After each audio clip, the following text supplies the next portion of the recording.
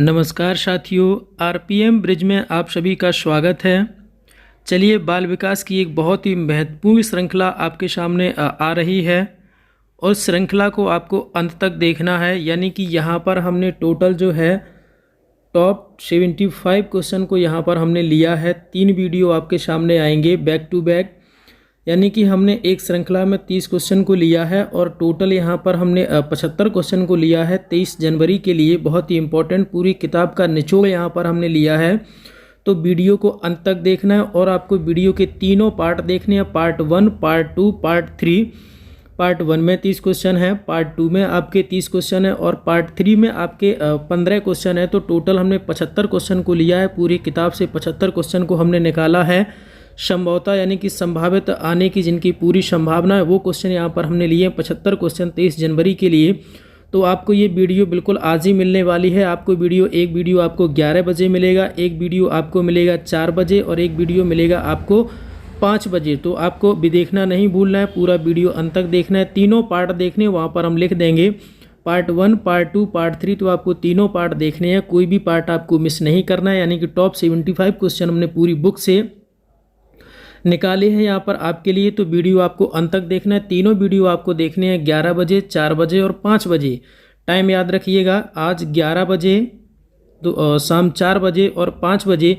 11 बजे वाले पार्ट 1 है, 30 क्वेश्चन होंगे। 4 बजे वाले में पार्ट 2 है, 30 क्वेश्चन होंगे और 5 बजे वाले में पार्ट 3 है, उसमें 15 क्वेश्चन होंगे। तो बहुत ही इंपॉर्टेंट श्रृंखला होने वाली है। तीनों श्रृंखलाएँ बहुत ही महत्वपूर्ण। यहाँ पर हमने साइकोलॉजी के क्वेश्चन लिए हैं। तो आपको तीनों वीडियो देखने हैं, कोई भी वीडियो स्किप नहीं करना है। अंत तक वीडियो के साथ बने रहिए और तीनों पार्ट को देखना बिल्कुल नहीं भूलना है। तो चलिए वीडियो की शुरुआत करते हैं। जो भी लोग हमारे चैनल पर नए हैं तो प्लीज़ चैनल को सब्सक्राइब कर लीजिए, साथ में बेल आइकन को प्रेस कर लीजिए, जिससे कि कोई भी वीडियो आते ही सबसे पहले नोटिफिकेशन आप तक पहुंच सके और नोटिफिकेशन पर क्लिक करके आप पूरा वीडियो देख सकें। तो चलिए देरी ना करते हुए श्रृंखला की शुरुआत करते। जो भी इंपॉर्टेंट इन्फॉर्मेशन थी वो हमने आपको दे दी है। आरपीएम ब्रिज में आप सभी का बहुत बहुत स्वागत है। चलिए, पहला क्वेश्चन आपके सामने है कि बुद्धि का द्विकारक सिद्धांत किसके द्वारा दिया गया। ये आपको बताना है कि बुद्धि का जो द्विकारक सिद्धांत है वो किसके द्वारा दिया गया। तो प्यारे साथियों, बुद्धि का जो द्विकारक सिद्धांत है वो स्पीयरमैन यानी कि ऑप्शन नंबर 4 इस प्रश्न का बिल्कुल सही उत्तर होगा। रैपिड यानी कि क्वेश्चन को रैपिड प्रैक्टिस हमें करनी है। अगला क्वेश्चन नंबर 2, मानसिक आयु की अवधारणा को विकसित किया था। आपको बताना है कि मानसिक आयु की अवधारणा को किसने विकसित किया था, स्टर्न ने, कैटेल ने, बिने ने या फिर टर्मन ने। तो प्यारे साथियों, इस प्रश्न का बिल्कुल सही उत्तर हो जाएगा आपका ऑप्शन नंबर सी, जिसमें लिखा हुआ है बिने। तो इस प्रश्न का सही उत्तर होगा ऑप्शन नंबर सी। प्यारे साथियों, इस प्रश्न का सही उत्तर होगा बिने।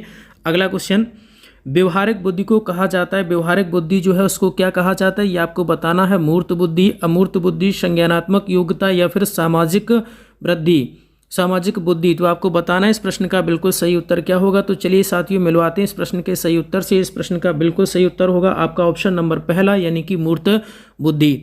अगला क्वेश्चन, निम्न में से बुद्धि का बहुखंड सिद्धांत प्रतिपादित किया। बहुखंड सिद्धांत जो है वो किसने प्रतिपादित किया है, ये आपको बताना है। बिने ने किया, स्पीयरमैन ने किया, थर्स्टन ने किया, थॉर्नडाइक ने किया। आपको बताना है इस प्रश्न का सही उत्तर क्या होगा।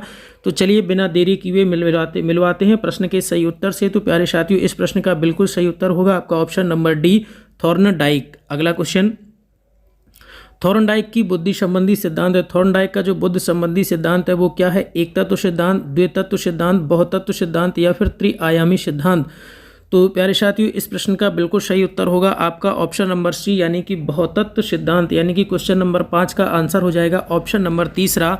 अगला क्वेश्चन, बुद्धि के समूह कारक सिद्धांत के प्रणेता हैं। आपको बताना है कि बुद्धि के समूह कारक सिद्धांत के जो प्रणेता हैं वो कौन है, थॉर्नडाइक, थर्स्टन, स्पीयरमैन या फिर थॉमसन। तो प्यारे साथियों, क्वेश्चन नंबर 6 का आंसर हो जाएगा विकल्प नंबर दूसरा, यानी कि जिसमें लिखा हुआ है थर्स्टन। इस प्रश्न का बिल्कुल सही उत्तर हो जाएगा प्यारे साथियों। अगला क्वेश्चन, क्वेश्चन नंबर 7 आपके सामने है। सामान्य बालक की बुद्धि लब्धि स्तर है। तो आपको बताना है कि सामान्य बालक की जो बुद्धि लब्धि का स्तर होता है वो क्या होता है। मोस्ट इंपॉर्टेंट रिपीटेड क्वेश्चन है। 70 से 80 होता है, 81 से 90 होता है, 91 से 110 होता है या फिर 111 से 120 होता है। तो जल्दी से बताइए प्यारे साथियों, इस प्रश्न का सही उत्तर क्या होगा। तो चलिए मिलवाते हैं प्रश्न के सही उत्तर से। प्यारे साथियों, इस प्रश्न का बिल्कुल सही उत्तर होगा आपका ऑप्शन नंबर तीसरा, 91 से 110। इंपॉर्टेंट क्वेश्चन है, आपको याद रखना है। अगला क्वेश्चन, बुद्धिलब्धि मापन के जन्मदाता हैं, आपको बताना है कि बुद्धिलब्धि मापन के जो जन्मदाता हैं वो कौन है, स्टर्न, बिने, टर्मन या फिर कोई नहीं। तो जल्दी से बताइए क्वेश्चन नंबर 8 जो है वो किस ऑप्शन के साथ रहने वाला है। तो प्यारे साथियों क्वेश्चन नंबर जो 8 है वो आपका रहने वाला है टर्मन के साथ, यानी कि ऑप्शन नंबर सी इस प्रश्न का सही उत्तर होगा। अगला क्वेश्चन, जड़ बुद्धि वाले बालक की बुद्धिलब्धि कितनी होती है, यानी कि जड़ बुद्धि वाला जो बालक होता है उसकी बुद्धिलब्धि कितनी होती है, ये आपको बताना है। तो प्यारे साथियों ऐसे बालक की बुद्धिलब्धि होती है 70 से कम। तो ऑप्शन नंबर चौथा इस प्रश्न का आंसर बनेगा। अगला क्वेश्चन, 0 से 25 बुद्धिलब्धि को कहते हैं। तो आपको बताना है कि 0 से 25 जिनकी बुद्धिलब्धि होती है उनको क्या कहा जाता है, ये आपको बताना है। मूर्ख बालक, जड़ बालक, पिछड़े बालक या फिर मंद बुद्धि बालक। तो प्यारे साथियों इस प्रश्न का बिल्कुल सही उत्तर होगा आपका कौन सा, जड़ बालक, यानी कि ऑप्शन नंबर दूसरा इस प्रश्न का बिल्कुल सही उत्तर बनने वाला है। चलिए अगला क्वेश्चन, गिलफोर्ड के बुद्धि संबंधी मॉडल में निम्न में से कौन सा आयाम नहीं है, ये आपको बताना है कि गिलफोर्ड के बुद्धि संबंधी जो मॉडल है कौन सा आयाम नहीं है, विशिष्ट तत्व, प्रक्रिया, अंतर्वस्तु या फिर परिणाम। तो प्यारे साथियों इस प्रश्न का बिल्कुल सही उत्तर हो जाएगा आपका। चलिए मिलवाते हैं प्रश्न के सही उत्तर से। तो प्यारे साथियों इस प्रश्न का बिल्कुल सही उत्तर होगा ऑप्शन नंबर ए, विशिष्ट तत्व। अगला क्वेश्चन नंबर 12, गिलफोर्ड के बुद्धि संबंधी मॉडल में कुल कोष्ठ हैं। तो आपको बताना है कि कुल कितने कोष्ठ हैं, ये आपसे क्वेश्चन में पूछा गया है प्यारे साथियों कि कितने टोटल कोष्ठ हैं। तो जल्दी से बताइए कि कितने कोष्ठ होंगे, 30, 60, 80, 120। तो प्यारे साथियों इस प्रश्न का बिल्कुल सही उत्तर हो जाएगा आपका ऑप्शन नंबर चौथा, यानी कि गिलफोर्ड के बुद्धि संबंधी मॉडल में जो कुल कोष्ठ हैं वो आपके 120 हैं। तो क्वेश्चन नंबर 12 ऑप्शन नंबर चौथे के साथ रहने वाला है। अगला क्वेश्चन, एक बालक जिसकी बुद्धिलब्धि 125 है किस वर्ग में आएगा, यानी कि एक बालक है उसकी बुद्धिलब्धि जो है वो 125 है, वो किस वर्ग में आएगा प्यारे साथियों। तो अगर 125 है तो वो आएगा बिल्कुल आपका उच्च प्रखर, यानी कि ऑप्शन नंबर बी के साथ चला जाएगा। क्वेश्चन नंबर 13 अगला क्वेश्चन, बुद्धि का त्रिआयामी मॉडल प्रतिपादन किसने किया। तो आपको बताना है कि ये मॉडल का जो प्रतिपादन है वो किसके द्वारा इसका प्रतिपादन किया गया है, वो आपको बताना है। तो जल्दी से बताइए प्यारे साथियों कि इस प्रश्न का बिल्कुल सही उत्तर क्या होगा, बिनेट, गिलफोर्ड, स्टर्न वर्ग या फिर थर्स्टन। तो प्यारे साथियों बिल्कुल जो इसका प्रतिपादन किया वो आपका गिलफोर्ड के द्वारा किया गया। तो इस प्रश्न का बिल्कुल सही उत्तर हो जाएगा आपका गिलफोर्ड। क्वेश्चन नंबर 14 जाएगा ऑप्शन नंबर बी के साथ। अगला क्वेश्चन, बुद्धि का वैज्ञानिक मापन सर्वप्रथम किसने प्रारंभ किया। तो बताइए बुद्धि का वैज्ञानिक मापन जो है सर्वप्रथम किसके द्वारा जो है या किसने प्रारंभ किया। बहुत ही इंपॉर्टेंट क्वेश्चन है, सारे क्वेश्चन हमने यहाँ पर इंपॉर्टेंट लिए हैं, आए हुए रिपीटेड क्वेश्चन हैं। तो जल्दी से बताइए प्यारे साथियों इस प्रश्न का सही उत्तर क्या होगा। तो चलिए मिलवाते हैं प्रश्न के सही उत्तर से। इस प्रश्न का बिल्कुल सही उत्तर होगा आपका ऑप्शन नंबर सी, जिसमें लिखा हुआ है बिने। क्वेश्चन नंबर 16, निरर्थक शब्द निर्माण सर्वप्रथम किसने किया। तो निरर्थक शब्द निर्माण सर्वप्रथम किसने किया या किसके द्वारा किया गया, तो वो थॉर्नडाइक, एडवर्ड, एबिंगहॉस या फिर एरिक के द्वारा। तो प्यारे साथियों इस प्रश्न का बिल्कुल सही उत्तर हो जाएगा आपका ऑप्शन नंबर सी, एबिंगहॉस के द्वारा इसका सर्वप्रथम उपयोग किया गया है। चलिए अगला क्वेश्चन नंबर 17, बुद्धि का त्रिआयामी सिद्धांत है। तो आपको बताना है कि बुद्धि का जो त्रिआयामी सिद्धांत है वो किसके द्वारा दिया गया, स्पीयरमैन, थॉर्नडाइक या फिर गिलफोर्ड या फिर कर्लिगर के द्वारा। तो प्यारे साथियों जल्दी से बताइए इस प्रश्न का सही उत्तर क्या होगा। तो चलिए मिलवाते हैं प्रश्न के सही उत्तर से। प्यारे साथियों इस प्रश्न का बिल्कुल सही उत्तर हो जाएगा आपका ऑप्शन नंबर सी, गिलफोर्ड के द्वारा ये त्रिआयामी सिद्धांत जो है वो दिया गया है। क्वेश्चन नंबर 18, बैटरी निष्पादन परीक्षण रचे गए हैं। तो आपको बताना है बैटरी निष्पादन परीक्षण रचे गए हैं जालोटा, भाटिया, रेबन या फिर टर्मन।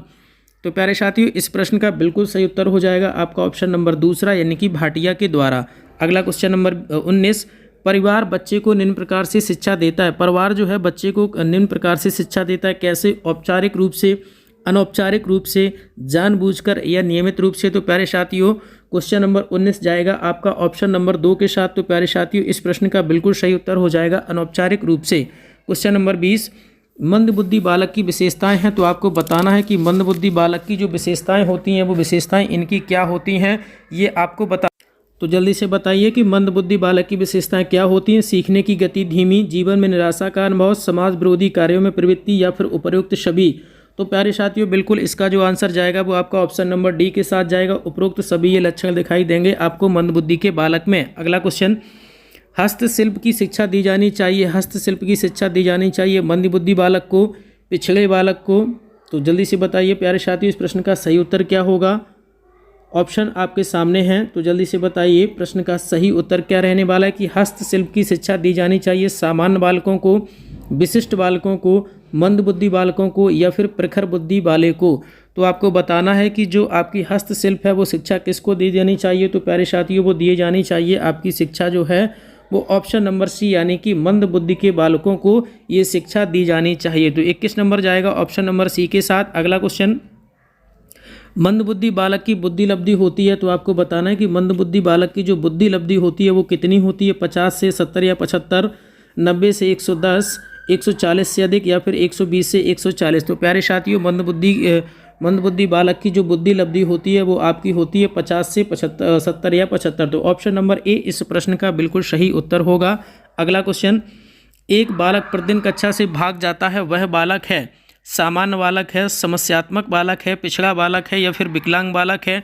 तो बिल्कुल साथियों उसको कोई ना कोई समस्या है इसलिए वो ऐसा कर रहा है। तो इस प्रश्न का सही उत्तर होगा समस्यात्मक बालक। अगला क्वेश्चन नंबर 24, डिसलेक्सिया संबंधित है, तो आपको बताना है कि डिसलेक्सिया किससे संबंधित है। तो जल्दी से बताइए, ये काफ़ी क्वेश्चन रिपीटेड है, श्रृंखला में पीछे भी रिपीट हो चुका है। तो बताना है कि डिसलेक्सिया संबंधित है पठन विकार से, गणितीय विकार से, मानसिक विकार से, व्यवहारगत विकार से। तो प्यारे साथियों इस प्रश्न का बिल्कुल सही उत्तर हो जाएगा। आप 2 से 3 बार इस क्वेश्चन को पढ़ भी चुके हैं, तो इस प्रश्न का बिल्कुल सही उत्तर हो जाएगा ऑप्शन नंबर ए।